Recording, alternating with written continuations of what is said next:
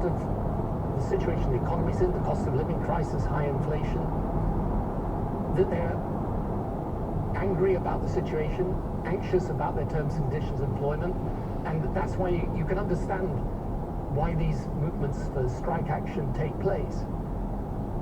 But the truth is, if Labour wants to form a government, it's going to be very clear. The country at the moment can't afford a whole wave of public sector strikes. So the 3% government guideline is something you'd back?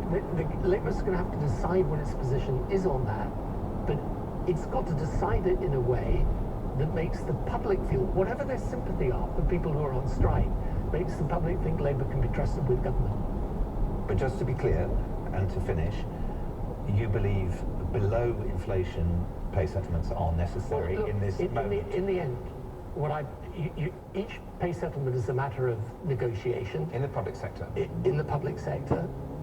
But I think for Labour to support a wave of public sector strikes is going to be very damaging for Labour. So I know it'll come under huge pressure, but one of the things you've got to do when you're in opposition and you're really aiming for government is you've got to put yourself in the position that you would be if you became the government.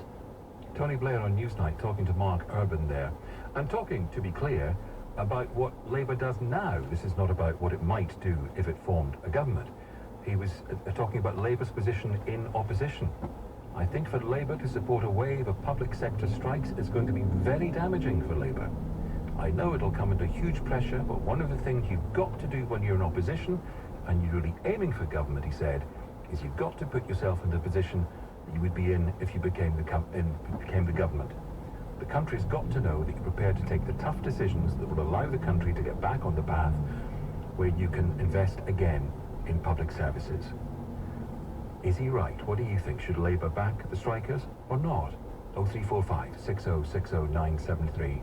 James Schneider was Director of Strategic Communications for Labour under Jeremy Corbyn. James, I can imagine what you think, but tell me what you think. Yeah, you'll be shocked to learn that I completely disagree with Tony Blair. I think he is hopelessly out of touch and out of time. What we've had for British workers for now almost 15 years is no pay rises, and now pay is falling very fast because inflation is high.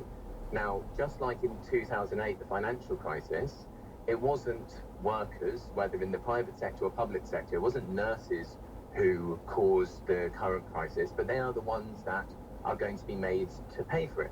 And of course, the Labour Party should stand on the side of workers who are trying to